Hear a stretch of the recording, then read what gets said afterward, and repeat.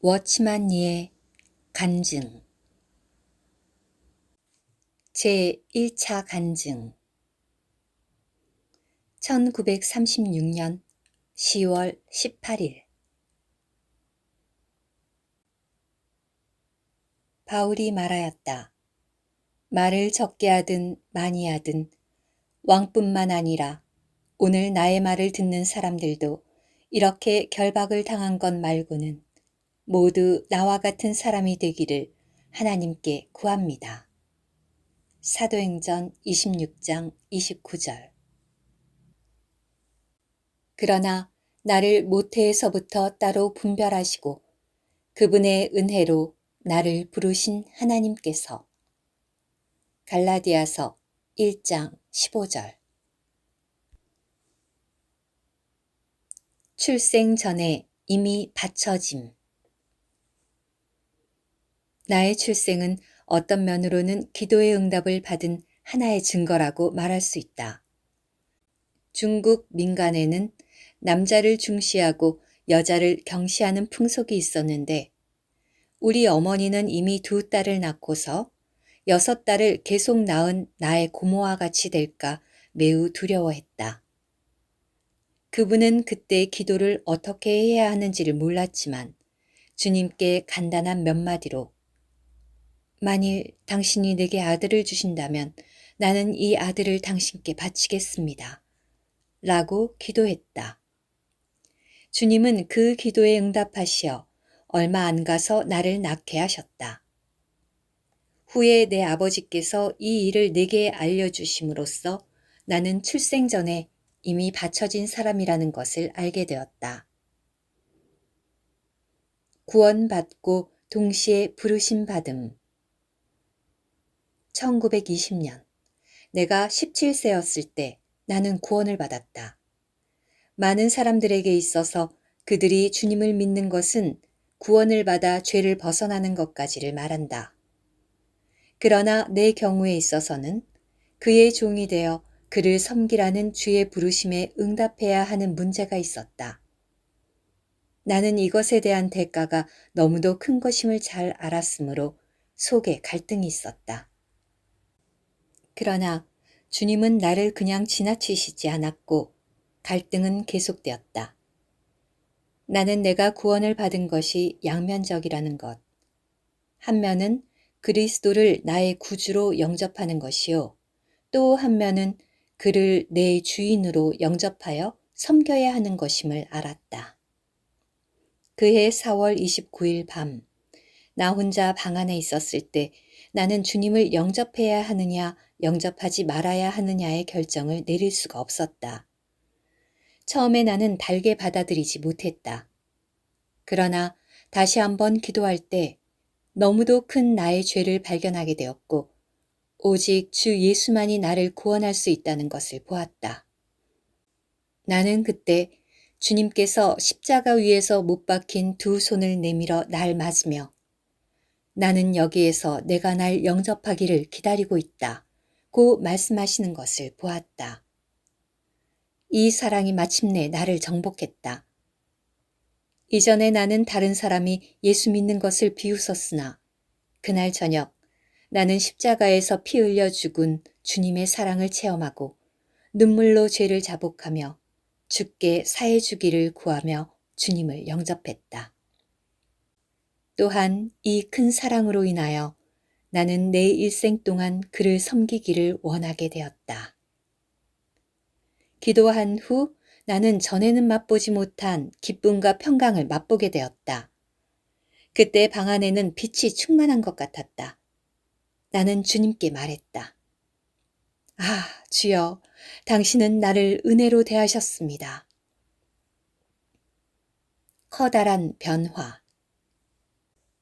지금 이 자리에 앉아 있는 사람들 중에서 3사람은 나의 동창생이다. 특별히 위광희 형제는 항상 학교의 규칙을 범하던 나의 이전 나쁜 행실을 간증할 수 있는 사람이다. 하나님께서 주신 나의 작은 총명으로 매 시험마다 나는 쉽게 으뜸을 차지할 수 있었다.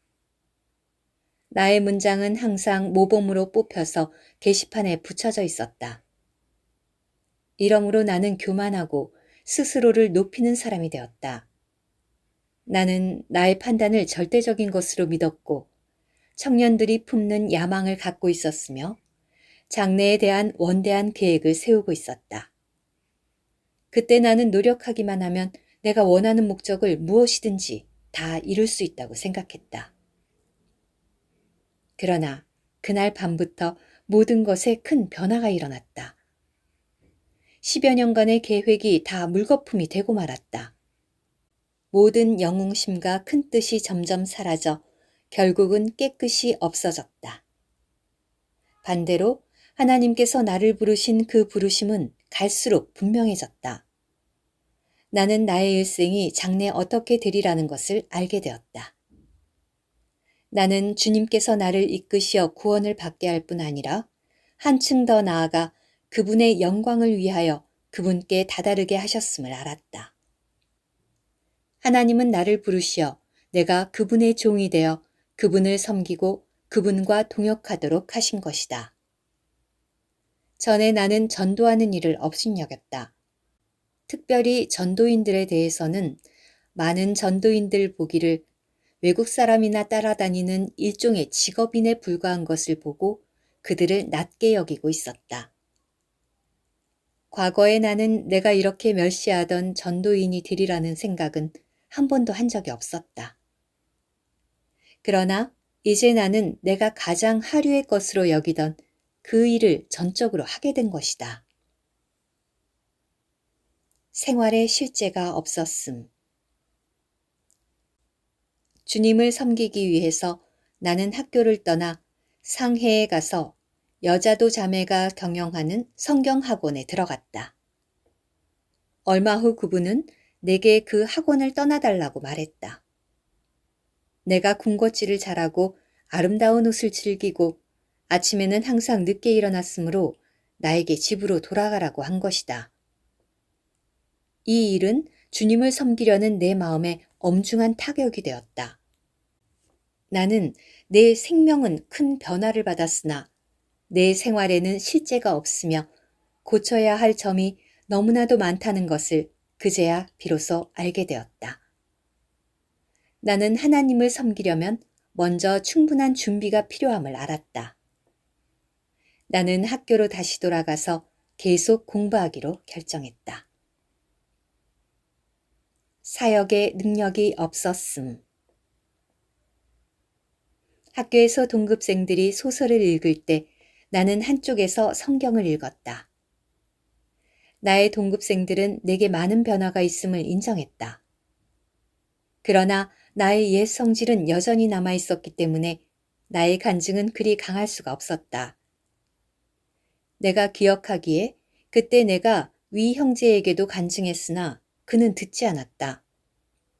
나는 그들을 주님께 돌이키려는 마음으로 동급생들에게 간증했으나 1년이 지난 뒤에도 아무 효과가 없었다. 나는 이론을 잘 얘기하고 충분한 논리를 제시하면 효과가 있으리라고 생각했다. 그러나 어찌된 까닭인지 나의 일은 다른 사람에게서 아무런 능력을 갖지 못했다. 어느 날 나는 우연히 서양의 선교사인 그로스 씨를 만나게 되었다. 그로스 씨는 나에게 구원을 받았느냐고 물은 후 1년 동안 내가 주님 앞으로 인도한 사람이 전부 몇 명이나 되느냐고 물었다. 이 질문에 나는 부끄러워 고개를 숙였다. 동급생들에게 내가 복음을 전했지만 한 사람도 받아들이지 않았던 것이다. 그녀는 내게 말하기를 나의 문제는 나와 주님 사이에 간격이 있는 것이며 그렇기 때문에 복음을 전해도 효과가 없는 것이라고 했다. 이 간격은 숨겨진 죄일 수도 있고 양심의 거리낌일 수도 있고 그 외에 주님께 득죄한 일일 수도 있다고 했다. 나는 솔직하게 이런 것이 있음을 시인했다. 그녀는 내게 이런 것들을 깨끗이 버리고 싶은지를 물었다. 나는 원한다고 말했다. 그녀는 내게 다시 묻기를 사람들에게 어떻게 복음을 전했느냐고 했다. 나는 그녀에게 내가 사람을 만나면 그가 흥미있게 듣든지 안 듣든지 상관하지 않고 그들에게 주님에 대해 말했음을 얘기했다. 그녀는 내게 그렇게 해서는 안 된다고 했다. 그녀는 내 친구들의 이름을 수첩에 적어서 항상 그들을 위해 기도하고 그 후에 하나님께서 말할 기회를 주시기를 기다려야 한다고 했다. 그들을 위하여 기도함. 나는 돌아온 후 곧 죄를 해결하고 주님께서 내 몸에서 일하시는 데에 지장이 있는 것들을 해결했다. 또 10명의 동창생 이름을 한 수첩에 적은 후 매일 그들을 위해 기도했다. 때로는 수업 중에도 그들을 위해 기도했고 기회만 있으면 그들에게 주 예수님을 전했다. 이 일이 효과를 보기 시작할 때 처음에 나는 사람들의 웃음거리가 되었다. 내가 그들 앞을 지나가려 할 때 앞에서 희롱하는 소리가 들려왔다. 야, 전도사 온다. 우리 그 설교 좀 들어보자. 사실 그들 속에는 듣고 싶은 마음이 있었다. 나는 이 실패를 그루스 자매에게 얘기했다. 그녀는 거기에 대해서는 아무 말도 하지 않았고 다만 그들이 구원받을 때까지 계속 기도하라고 했다. 주님의 은혜로 나는 주님을 의지하고 힘을 얻어서 매일 명단에 기록한 사람 하나하나를 위해 계속 기도했다. 이렇게 하여 몇 달이 지난 후 명단에 기록된 70명 중 1명을 제외한 69명이 다 구원을 받았다. 여기에 앉아있는 위광희 형제도 그 69명 중에 1명이었다. 성령의 능력을 얻어야 함. 이렇게 사람들이 구원을 받았으나 나는 여기에 만족하지 않고 학교와 도시에 있는 수많은 사람들에게도 복음이 필요하다고 생각했다. 나는 성령의 충만을 받아 위에서 내려오는 능력을 얻어야 할 필요를 느꼈다. 나는 한 영국 선교사인 화수운 자매에게 갔다. 나는 그녀에게 물었다. 영적 능력을 얻으려면 성령의 충만을 받아야 하지요? 그녀는 말했다. 그렇다. 너는 반드시 내 자신을 하나님께 바쳐서 하나님께서 그분의 영을 내게 충만하게 하시도록 해야 한다. 나는 내가 분명한 구원과 부르심을 받고 이미 내 생명을 하나님께 바쳤지만 여전히 영적 능력이 없는 것 같다고 말했다. 그녀는 내게 프리진 형제의 이야기를 들려주었다. 프리진 형제는 미국 사람으로서 중국에 온 일이 있었다. 그가 철학 박사 과정을 밟고 있을 때 그는 자기의 영적 상태에 대해 불만을 갖고 있었다. 그는 하나님께 그에게 믿지 않는 악한 마음이 있고 이길 수 없는 죄가 있으며 주님의 일에 대해서는 능력이 조금도 없다고 말씀드렸다. 그는 하나님께 성령을 충만케 해주시고 승리의 생활을 할 수 있게 해주시기를 기도했다. 그는 이러한 기도를 2주 동안 계속했다. 이상한 것은 하나님은 그에게 아무것도 주시지 않고 도리어 그에게 몇 가지 요구를 하신 것이다. 하나님은 그에게 말씀하셨다. 내가 정말 승리의 생활을 하기 원하느냐? 그렇다면 너는 2달 후에 볼 박사 시험을 포기해라. 나를 섬기는 데는 철학 박사가 필요 없다. 그는 너무도 난감했다. 그에게 있어서 박사 학위를 얻는 일은 자신만만한 일이었다. 그런데 어떻게 이것을 버린단 말인가? 그가 30년간 소망을 걸어왔던 것이 바로 이 박사 학위를 얻는 것이었는데 이것을 버리라고 하시니 하나님은 너무 잔인하시지 않은가? 이러한 전쟁이 그의 안에서 2달 동안 계속되었고 결국에는 주님께서 승리하셨다. 그는 한 통의 편지를 대학 당국에 보내어 그가 다음 주에 있는 학위 시험에 불참할 것임을 통지했다. 그 일은 이렇게 결정된 것이다. 그날 저녁 그는 몹시 피로했고 그 이튿날의 집회에서 무슨 말씀을 전해야 할지 알 수 없었다. 이튿날 그는 회중에게 말했다. 오늘 나는 무슨 말을 해야 할지 모르겠습니다. 나는 다만 한 사람이 주님께 복종한 일에 대해 말하고 싶습니다. 그날 회중의 4분의 3이 새롭게 일어났고 그 자신도 이로 인해 성령의 능력을 얻게 되었다. 그는 후에 말했다. 내가 만일 결과가 이런 것임을 더 일찍 알았더라면 나는 좀 더 일찍 하나님께 복종했을 것이다. 그는 그 후 주님께서 중히 쓰시는 사람이 되었다. 프리진 형제의 이야기는 나를 감격해 했다. 나는 주님께 말했다. 주여, 나와 당신 사이의 간격을 제거하겠사오니 나로 성령의 충만을 받게 하소서.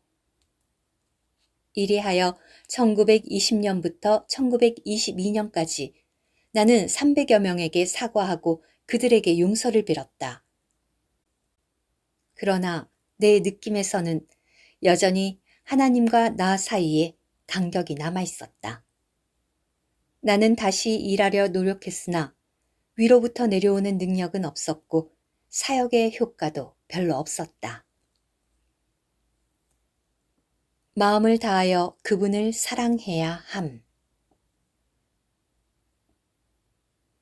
어느 날 나는 설교 제목을 찾기 위해 성경을 보고 있었다. 그때 읽은 것은 시편 73편 25절이었다.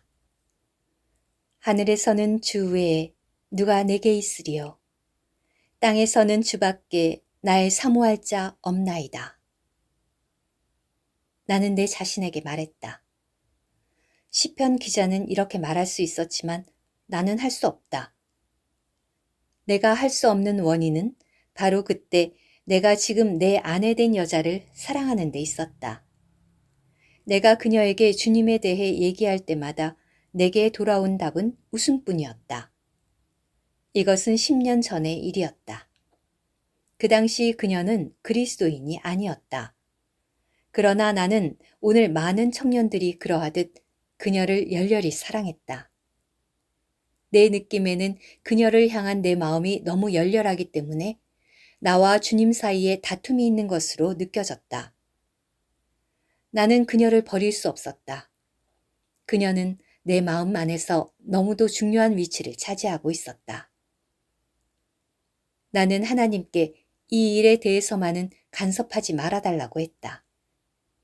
심지어 나는 황무한 땅 티베트까지라도 가서 전도하겠고 하나님을 위한 많은 사업을 하겠으니 나의 애정만은 간섭하지 말고 나의 사랑하는 사람만은 버리지 말게 해달라고 하나님께 제의했다.